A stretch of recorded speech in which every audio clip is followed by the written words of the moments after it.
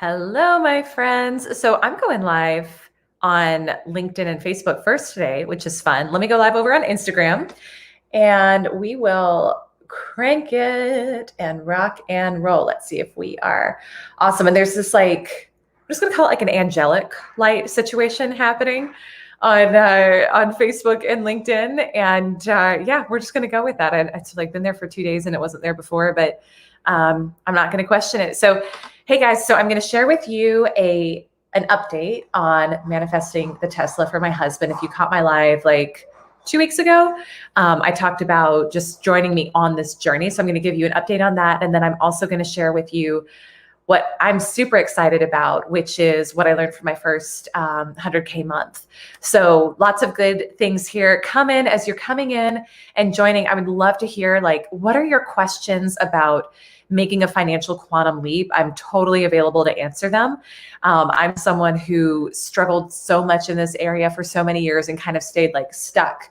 I felt like I was just on the hamster wheel of the same amount every year, which was a decent amount, but it wasn't aligned with how much I actually wanted to bring in. And so now that I've kind of cracked through that, I'm really just here and available to help you if that's your desire. If you're on Facebook or LinkedIn, I can only see you if you comment because I'm using a third-party streaming system. So comment, let me know you're here. I'm so excited you're here. So let's get into it. So number one, Tesla manifestation update. So if you caught my live, I was maybe 2 weeks ago, you can check it out on my Instagram, but it's come with me as I manifest a Tesla for my husband. So I'm not going to spend a lot of time on the why. You can watch that and get your own context for it.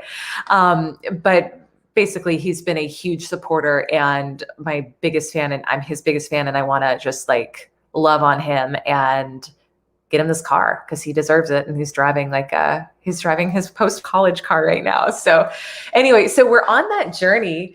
But what I wanted to share with you was, this is a relatively new desire. It's probably been a couple weeks that I've been really focused on. Yes, this is one of my next financial manifestations. And it's not there yet. But I'm creating it. And so I want to take you with me on that journey so you can kind of see what happens. Oh, Mallory's saying you heard me on the Positive Side podcast. I'm so glad you're here. Are you a friend of Jeremy's? I'm Jeremy's biggest fan. Well, maybe not, maybe you're his biggest fan, but we're both fans of his. That's so awesome. I'm glad you're here. So with the manifestation, the Tesla manifestation, I was doing really well for 2 weeks. And then I went off the rails last week, and this is what happens. So this happens to all of us sometimes. And I'll tell you what happened. So I could tell I was in that state where it was going to be easy to bring in the money or the opportunities or however it was meant to come in because I was feeling really good. I wasn't too worried about how it was going to happen. I was just visualizing and picturing buying it for him and having it pull up in our driveway and having him get so excited and go out into it. And I was in that state for about 2 weeks. And then last week, it did not go well. And I know why now. When I was in it, I couldn't really tell why, but it's always that perspective, right? So looking back on it, sorry, I keep hitting this. It's probably not great for the sound. Looking back on it, what happened was I got way too into the how of how it was supposed to happen. And I set a new financial target for March, which was a sizable stretch from anything I've ever done. But it felt when I set the amount, it felt really right in my body. So that's how I test stuff is does it feel expansive or constrictive in my body? It felt good. It felt expansive. So I feel good about that number. But I started going into how is it going to happen? Because that number, I was okay, if I do that, I think I can get the Tesla for him next month, yada, yada. But then I started to go deep into the logistics of how I was going to bring in that number. And I felt myself start to go off the rails. And I felt myself start to go into panic and fear and how am I going to make this work and happen, which is actually exactly the opposite of how you manifest quickly. And so this has been a big switch for me because coming from hardcore corporate sales background where everyone has to be your prospect and you got to how are you going to push this through? How are you going to make this happen? The how gets beat into us. And it's not that you're not taking action. It is critical that you act. It is critical that you take action. But there's a difference. When you are acting from a place of stress and I've got to push this through and fear and scarcity, the action you're taking is not that powerful. It's not that you can't do it, but you got to do a lot of it. And it's not going to be fun or enjoyable along the way. When you're coming from a calm, peaceful, beautiful, receptive, grateful state, the ideas that show up they are 100 times more impactful. You'll have an idea to call this one person, and you'll call that person and they'll be like, yep, I was actually looking for exactly what you do and I'm ready to buy. That's how it works. So when you try to take action and like push and force and shove from a disempowered state, you're not creating powerfully in that moment, and you're making it a million times harder. So what I found last week was as I started to kind of go off the rails with it, it was like I suddenly wasn't getting inspired ideas anymore for how I was going to hit that number. I hope that's making sense. I'm just checking here. Melissa's here. Way too into the how. Yeah. And that's like, so this is part of the difference, right? With masculine versus feminine in selling is the masculine is about the how. It's very linear. It's you do this plus this and you get that. The feminine is about the question. It's about living in the question. And that for me, for a long time was a really uncomfortable place to be. What I found though, is when you're available to just live in the question, the best ideas and downloads show up for you. And this is a big switch. It's a big mindset switch. And it made me super uncomfortable at first, but it actually makes a profound difference in your results. So what I have learned is that, and this is something I learned from Abraham Hicks, so follow them if this is something, like if you like this type of topic. When you feel good about what you're creating, you want to get more specific. So when you're feeling good, when you're feeling in the flow, like I'm back there now. So when you're feeling really good about what you're creating and you're like, I don't care how, I just know it's going to happen and I'm excited about it and I feel good whether it happens or not. That's when you want to get more specific because you're in the flow, you're in the vibration of the thing you want. So the more specific you get in that feeling, the more you bring it back to you faster. When you're not feeling good, when you're off the rails, like your girl was last week, you want to get more general. You want to back away from it because it's momentum. So you're always creating momentum either way with your feelings and your energy. And when you're not feeling good, if you focus more on the thing you want, you're just going to feel more lack. You're just going to feel more negative momentum around it. So you got to back off. You got to get more general. So that's what I did last week. I stepped away from it and I stopped thinking about it. I didn't stop thinking about it, but I didn't go deep into it. When the idea would pop up, I'd be like, yeah, okay. I'm not going to go too far into it because I'm not feeling good right now. So I know if I try to focus on creating this right now, it's actually going to like push it away from me and repel it. So the way I got out of that state, for those of you who are like, okay, how'd you get out of it, Elise? I did a number of things. One was I relaxed about it as much as I could. It's kind of learning like this too shall pass. There's contrast. There's contrast on this planet. If we didn't have pain and suffering, we wouldn't know joy. So it's part of life. So I just looked at last week as contrast, like, oh yeah, thanks for the reminder of how I don't want to go. Thanks for the reminder of how I don't want to feel. And when you have the attitude, I just did a story about this on Instagram. When you have the attitude that everything is always happening for you, it's different. So I could look at that and say, how is this happening for me? And I realized, oh yeah, it's creating the contrast so that I remember what it's like to be in this beautiful receptive state. So I did that. And one thing that really helped, and this is also something Abraham Hicks teaches, is make a list of positive aspects. So I made a list. I wrote down a list on Saturday night of these are the really positive things about where I am right now. And none of it, like it was all true for me. So it wasn't like I was trying to push and say like, this situation is so great because I feel like crap and I'm learning stuff. But it was like, my nails are painted, which as a mom is not always the case. Like my nails are painted. My family's here right now visiting, getting to meet Jack, some of them for the first time. I'm getting to, spend time with family.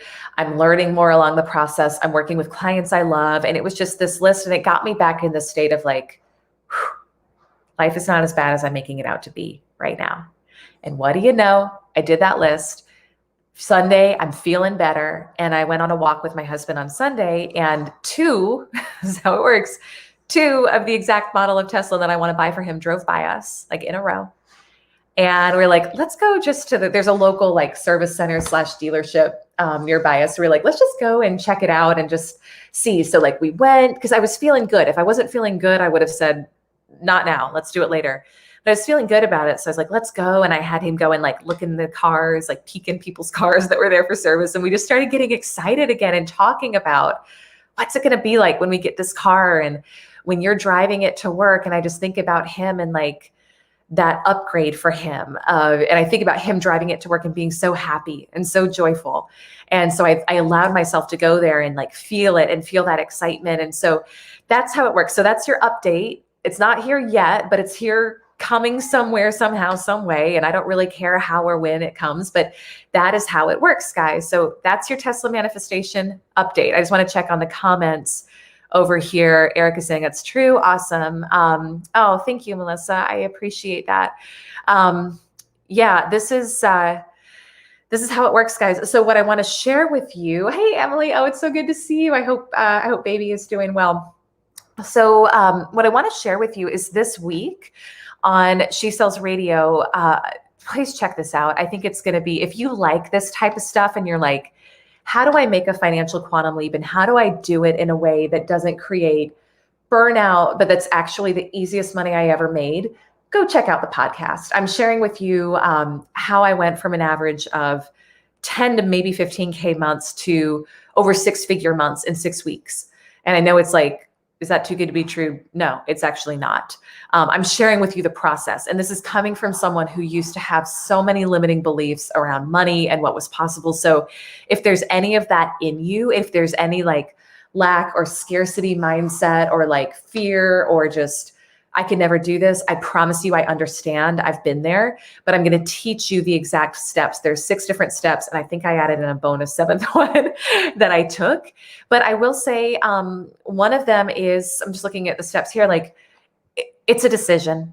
It is just a decision to start playing bigger, to stop accepting less than what you actually desire, like to look at people who have what you want and realize there's nothing different about them than you. And frankly, a lot of them had it harder than you. And so it's like, it is a decision to stop playing small and stop being a victim in every area of your life and to realize you're the only one who creates your results.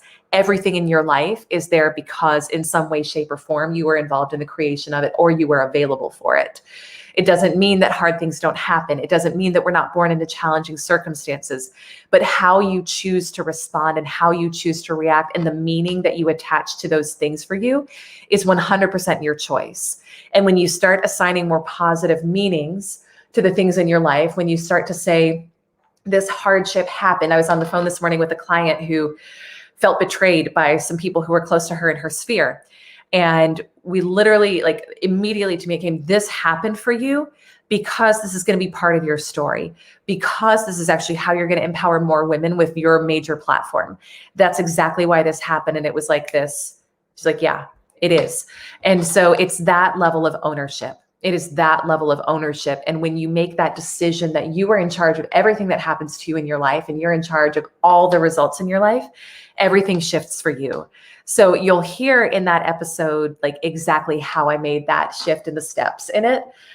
But check it out. I think it's going to be really powerful for you. And send me a DM if you're listening and you're like, I have questions on this step, or I have questions on how to apply this to my own leap, whether that's like you're going from 0 to 10, or you're going from 5 to 10, or you're going from 10 to 50, or you want to make your annual income your monthly income. Like I've been there. I want to help support you.